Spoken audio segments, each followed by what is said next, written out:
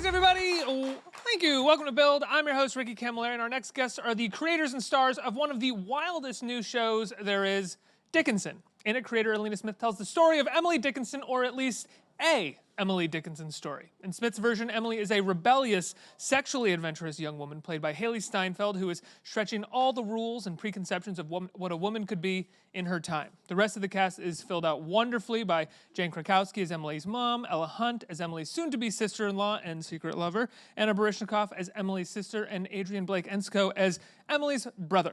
Let's take a look at the wonderful, wild, hilarious Dickinson. I have one purpose, Wild nights. and that is to become a great writer. You need to cut out these sort of antics. We're definitely gonna have a war. She's wild. She'll be the ruin of this family. And she doesn't know how to behave like a proper young lady. No thanks. Wild nights. Where I, with thee, wild nights should be our luxury. All right, everybody, please put your hands together for Hailee Steinfeld, Jane Krakowski, Ella Hunt, Adrian Enscoe, Anna Baryshnikov, and Alena Smith. Hello! Thank you so much for being here. Congrats on this show. It is everything that it says that it is, and even more. It's so much fun to watch. I think that you guys, and this is probably not the right thing to say since more Apple Plus people are going to be coming here, I think you have the first hit show for Apple Plus. It is Thank you. extremely watchable, extremely fun, and I think punctures very well through all of the noise that is television right now. So you've been trying to get this made for 7 years, right? Well, I was trying to make it first for some of those years. I think you kind of have to make it before you try to get it made in some way. But yeah, I had make the it as a in your career. Oh no, meaning? sorry. I mean like come up with the whole Okay, thing. got You know, like I think that this is a new TV landscape where you have to have a lot behind the idea, right? Like and so to develop the world of the show and know sort of where seasons and seasons were going to go and really do all the research. Right? Yeah. I mean, I never made one of those, but it was all kind of in my head and in like lots of documents on my computer. But and also just lots of research because this show it moves off of the real biographical facts of Emily Dickinson and her family. It also uses the body of work, the poems of Emily Dickinson for inspiration in terms of stories and images. And then even beyond that, it sort of explores the whole milieu of the 1850s and the years immediately leading up to the Civil War as a kind of crazy mirror of where we are as a society today. What was your personal investment in Emily Dickinson prior to the show? Did you love her poems? Because I'm from Amherst, basically, and so whenever people say Amherst in the show, I'm like, you're talking about my town.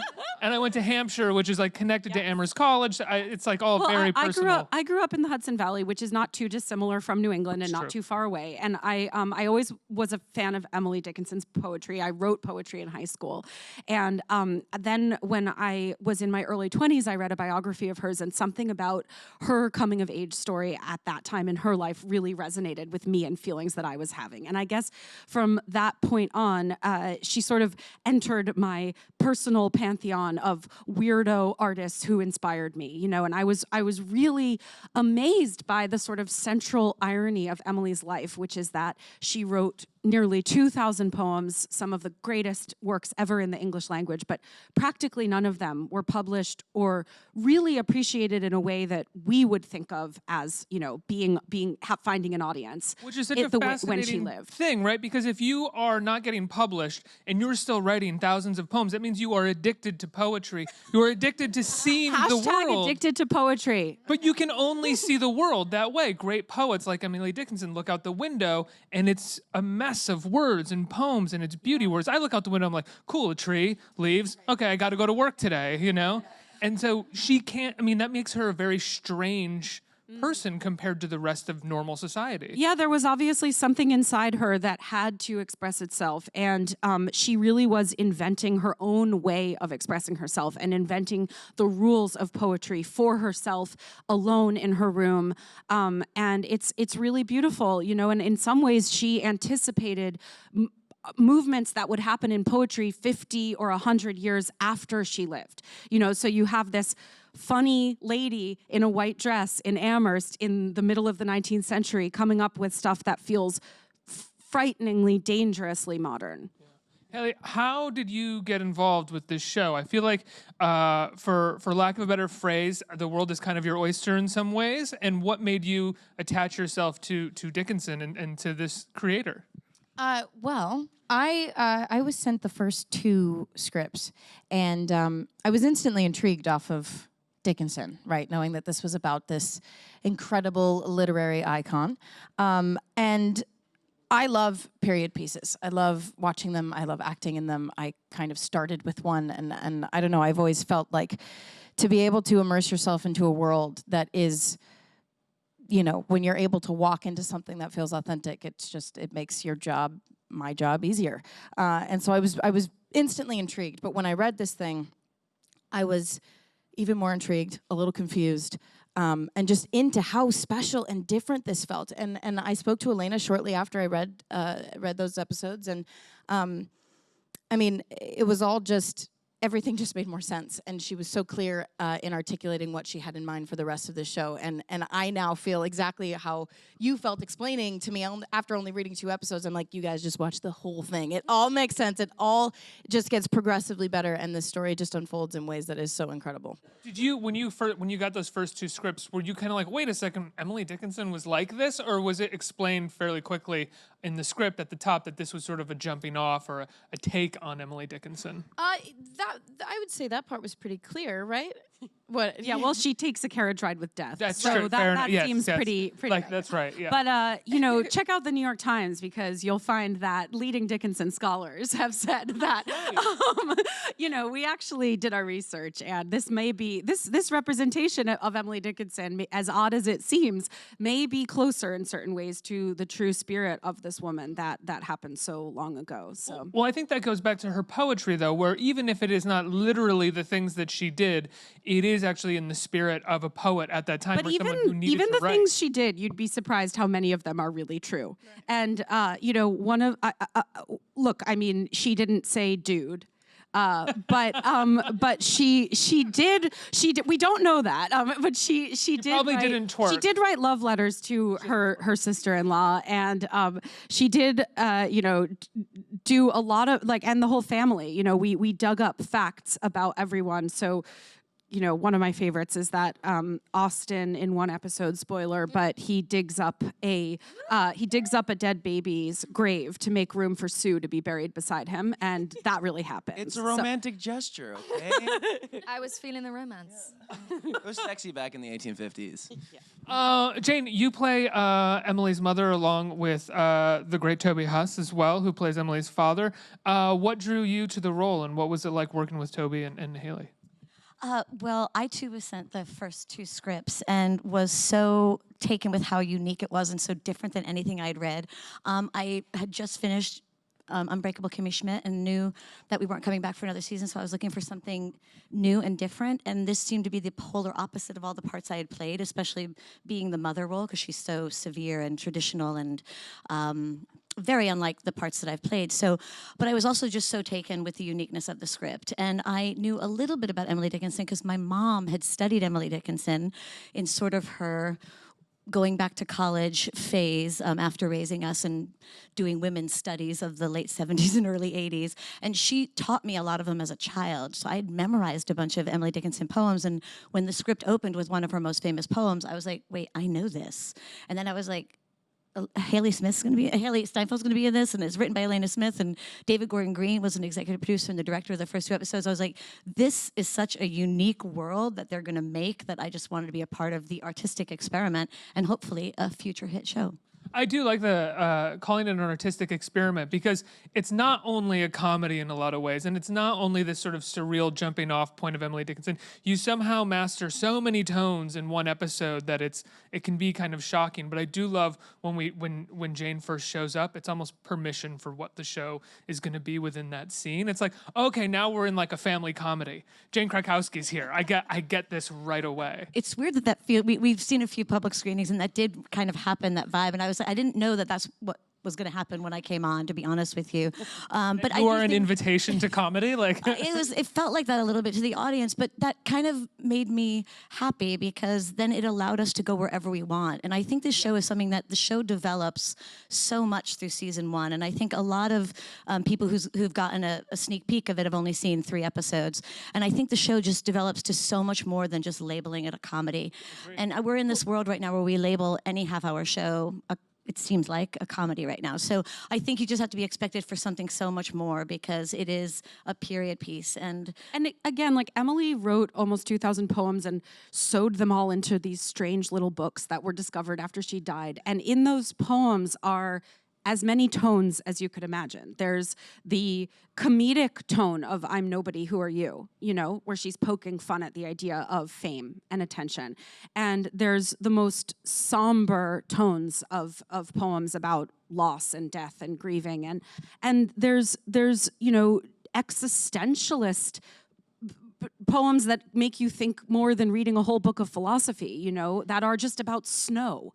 I mean, you know, nature poems are so beautiful. Yes, like. and so I mean that's why we have permission in this show to combine all these tones and to be so many things at once because we're most of all inspired by her as an artist. So. And I think what Alena did that was so smart and clever, and I think gave us permission to make it a modern telling of her life, was that because these poems of hers were found on scraps of paper, they almost seemed like modern day tweets because they were short and they were small and they were on these like scraps of paper that were the amount of words that we kind of use in modern day texts and tweets. And so it did seem so today and the mind of youth today to me. That's so interesting. Even though they appear that way on screen, not as tweets, but in short bursts, I never thought of them as referential to tweeting in any way. Was that your intention?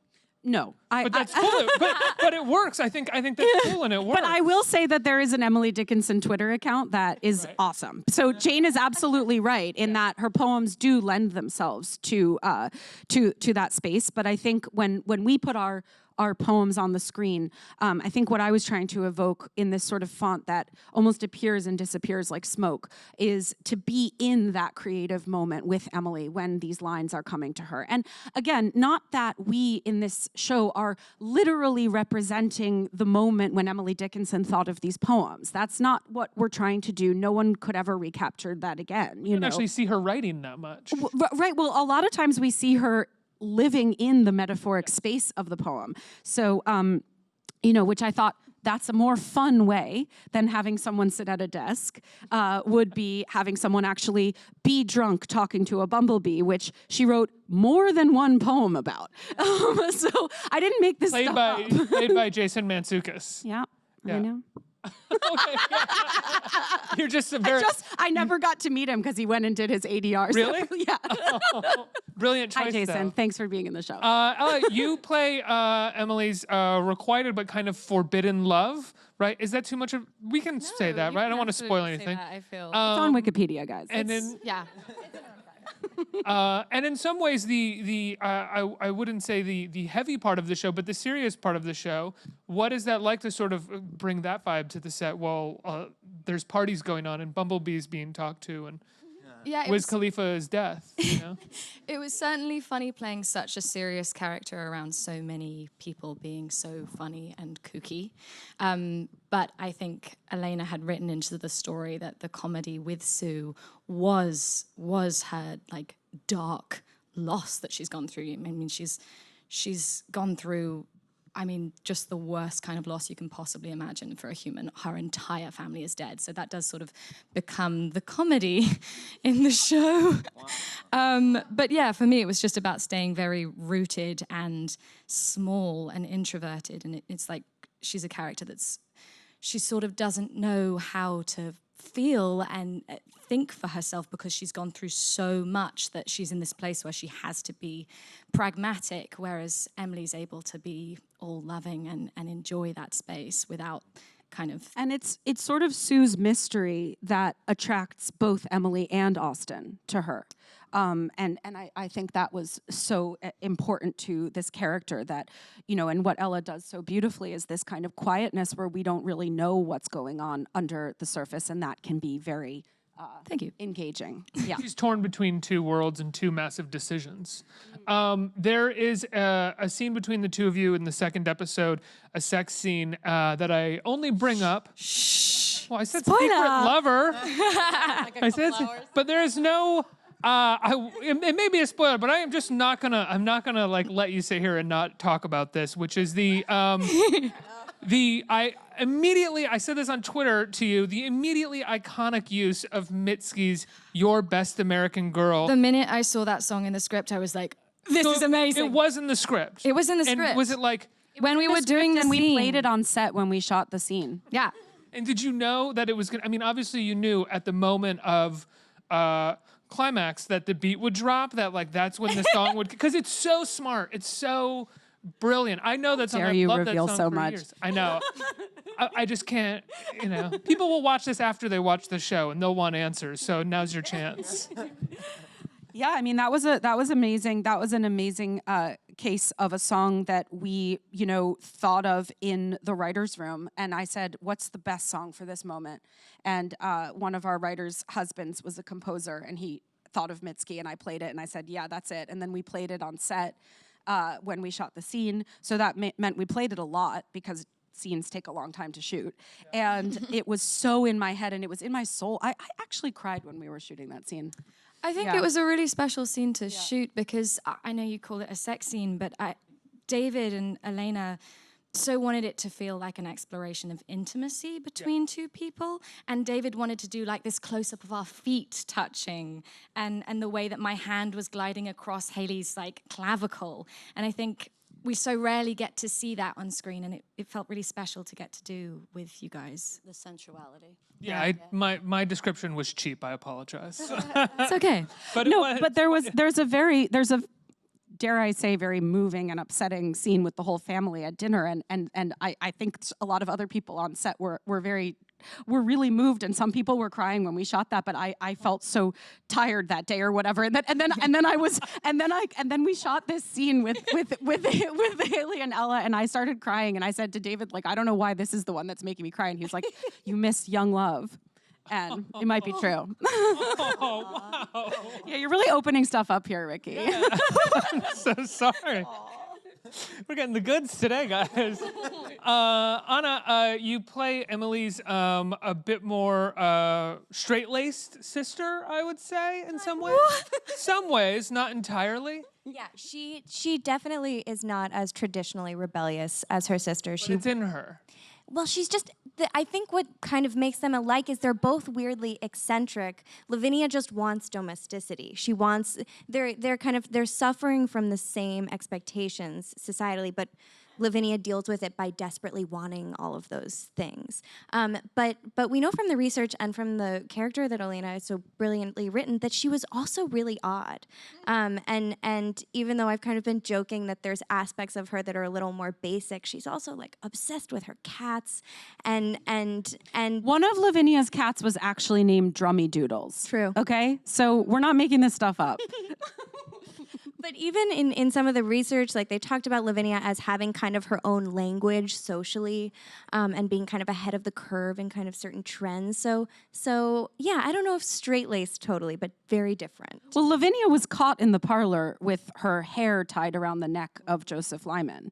And so Which was a real? dating ritual. That's real. Which is what a thing you did. real. It was really? Courting. That's one of the that's like one of the only things we know about Weird. Lavinia, which may be why she's gotten this reputation as a very sensuous woman. We went to the Emily Dickinson Museum in Amherst, and I asked the woman who was giving us a tour if she could tell me anything about Lavinia, and she was like, of the whole day.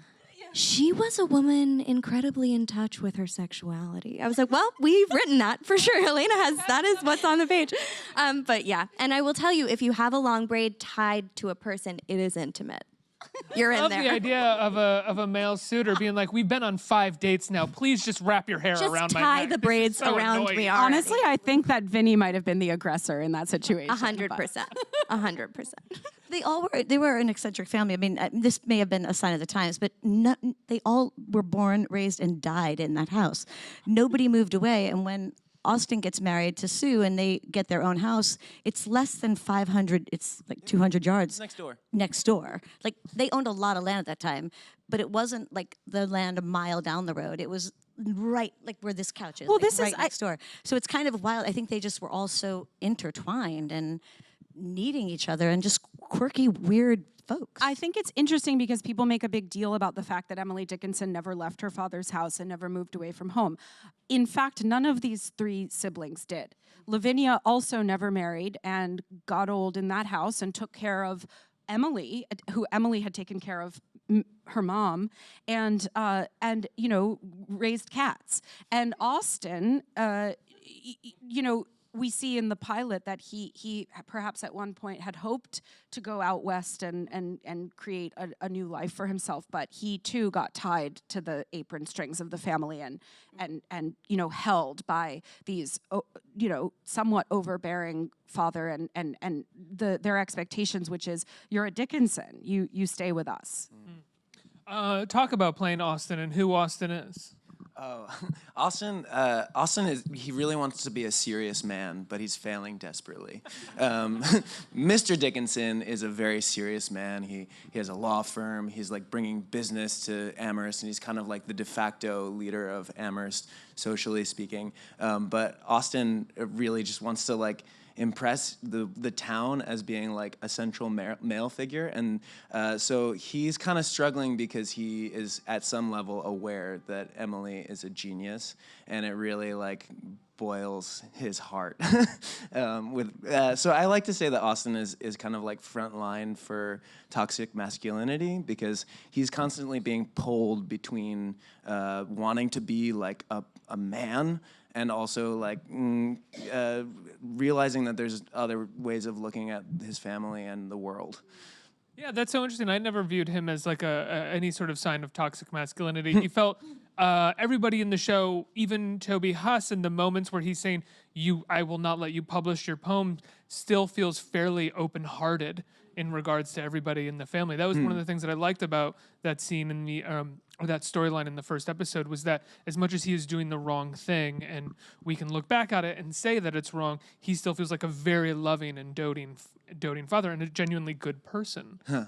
Yeah, well, I think it's really important as a writer to almost be on the side of all your characters, and that you never know whose side the writer was on, you know. And I think sometimes that is why the main character can be a bit difficult to like, quote unquote, because I'm being just as hard on my protagonist as on everyone else, you know. And so everyone has good sides and bad sides, you know. That's kind of being human.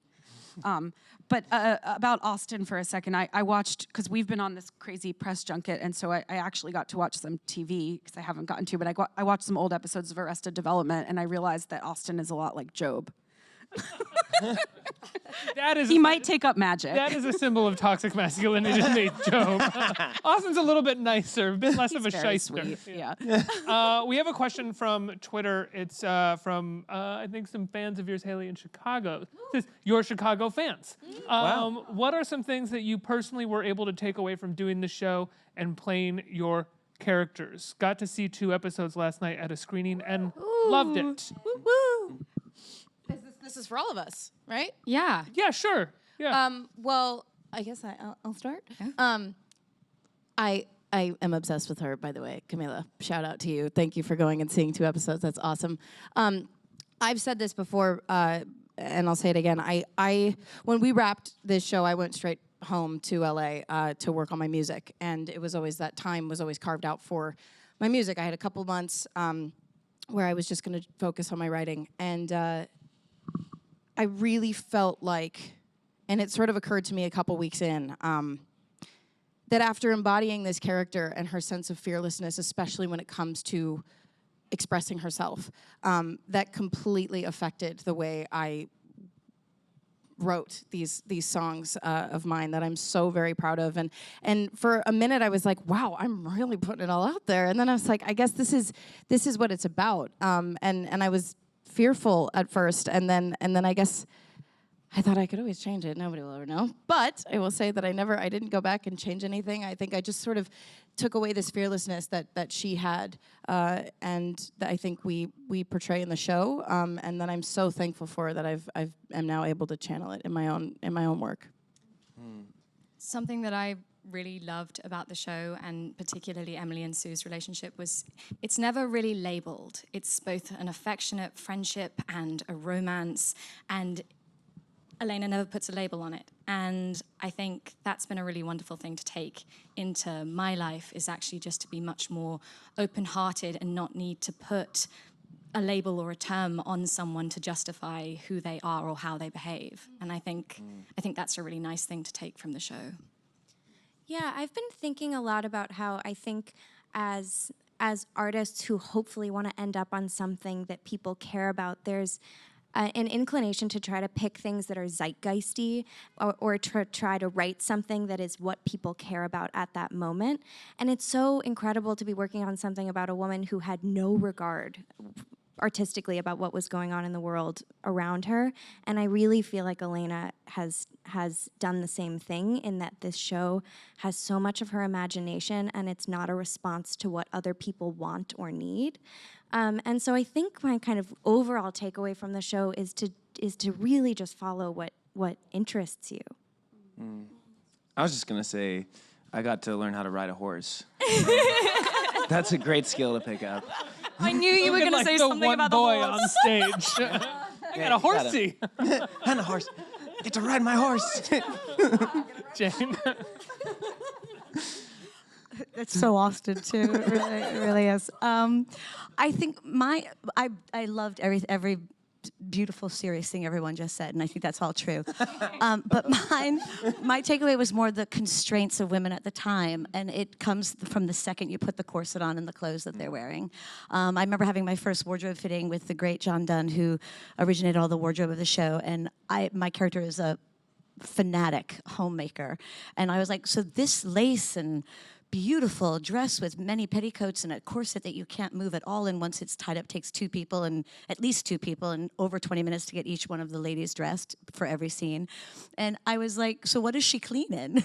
Coming from a post-Gap generation myself. And it was like this. I was like, wait, you can't even bend in this. Like, I can't even lift my arm above this in the costume, so I don't know how you reach to dust or do anything. But they did, and I think it immediately brings you right to the time. Women were constrained. They were pulled in. The men don't have any of that stuff. The fanciest and most elaborate costumes are the men's, and they're the most beautiful and the most comfortable.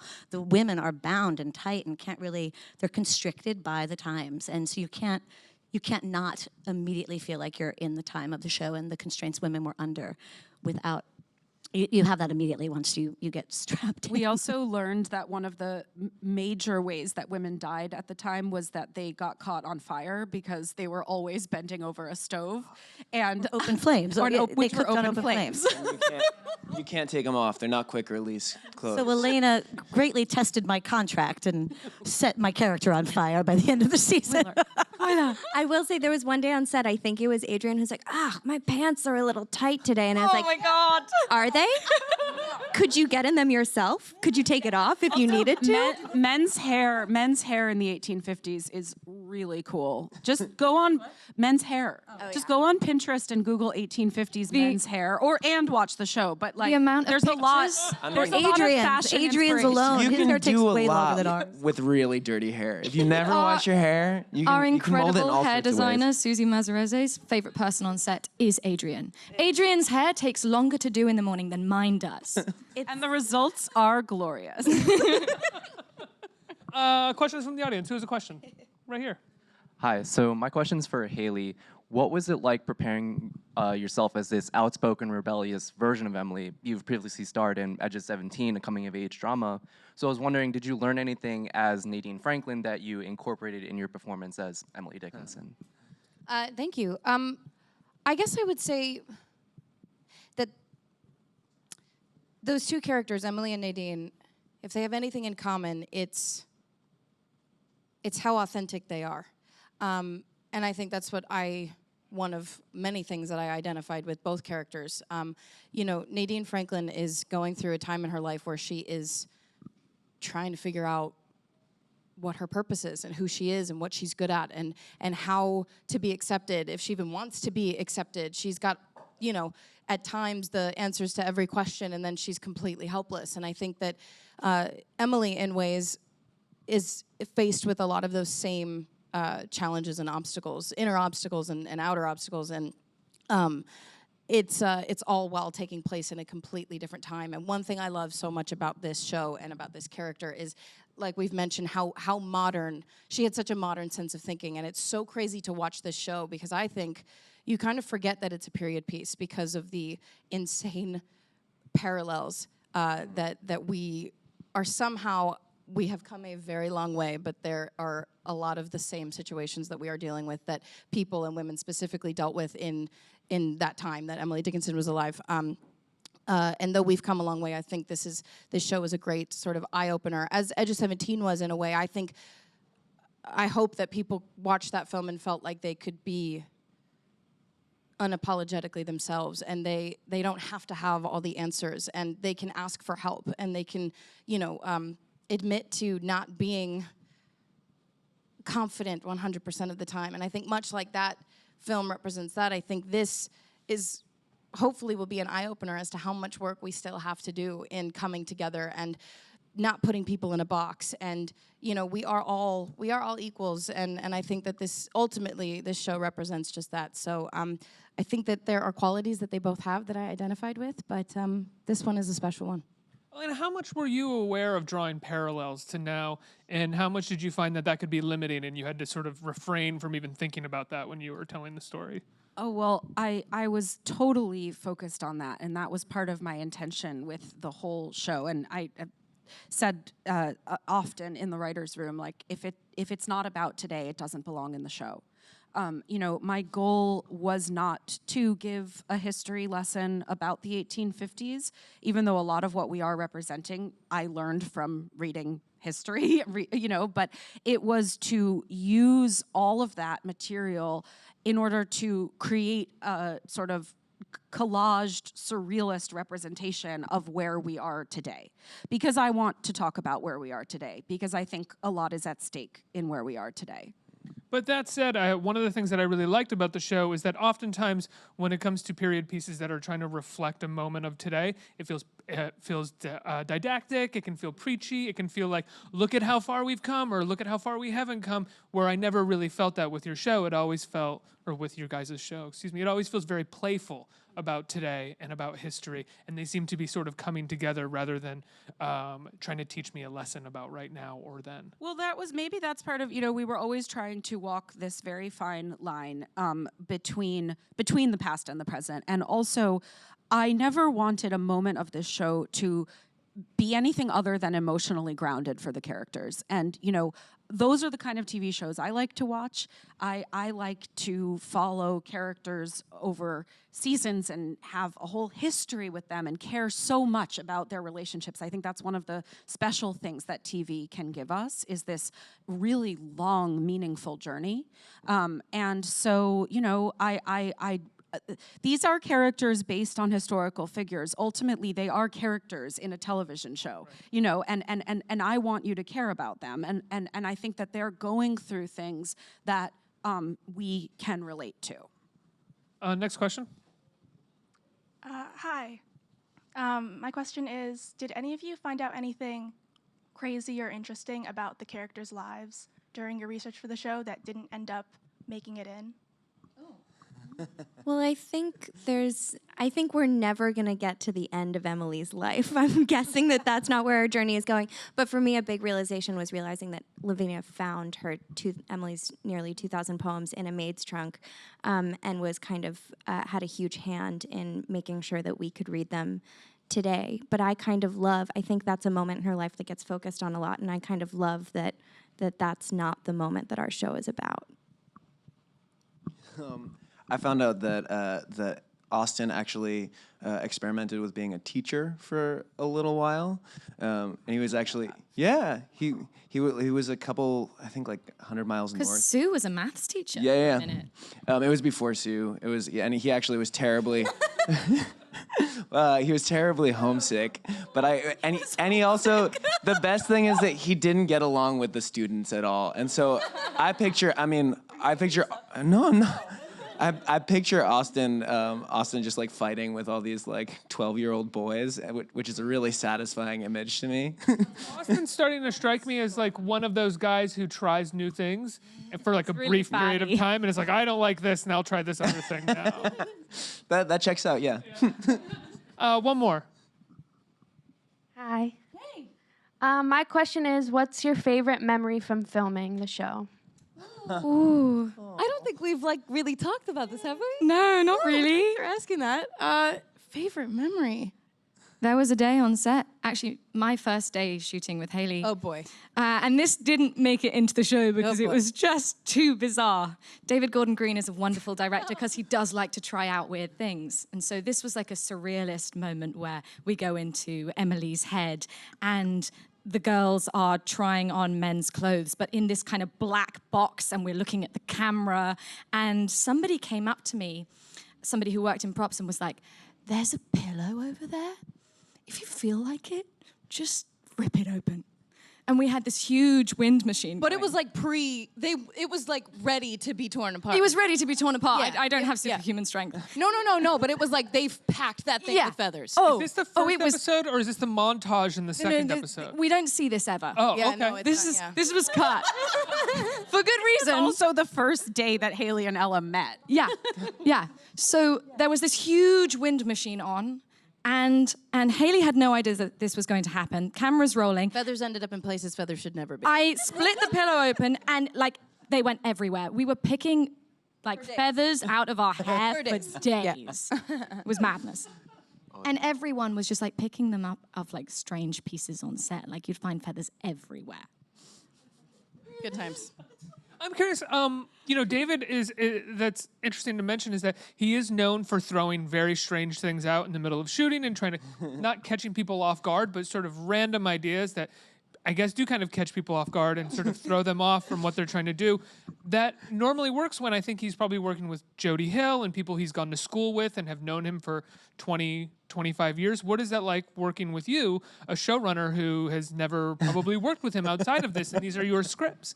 Well, I mean, it was, I wanted David to direct this show because I'm such a huge fan of his work. And so I kind of knew what I was getting when I asked for David Gordon Green to direct a pilot about Emily Dickinson. Was there a part of you that's like, okay, I guess I'll just go with this idea now? Yeah, I mean, look, I'm all like that at one point. You know, I'm a writer, and I am always wanting a director to come in and be my collaborator, and I think that, what is so wonderful about David is that he has had such a career that's so defined by an independent spirit, and just one experiment after another, leading to Halloween, and it's Halloween today, so happy Halloween. That's right.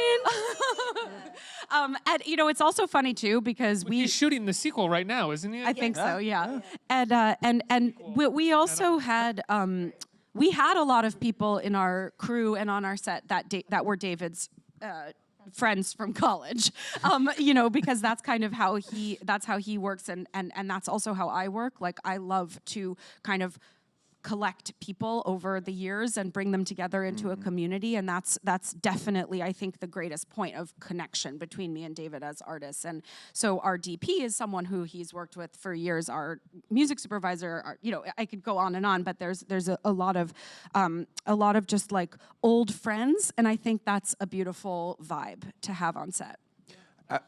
I would say David had us do a lot of really crazy, strange things. Like, for instance, my first day on set, we were shooting a scene in a stairway, and he was like, just nibble on the railing a little bit. And I was like, nib, you want me to chew the scenery? And he was like, yeah. Okay. Literally chewing the scenery. Didn't end up making the scene, but I do Usually think... directors tell you not to chew the scenery as an He actor. also told you to play it. Play like the banister rails like a harp string. Yeah. No, which actually that is in there. And so like by adding these really quirky, unexpected things, I think David makes his character made our characters like a lot more human. He added a sense of play into these characters that you could really get wrapped up in like the Daguerre type veneer of.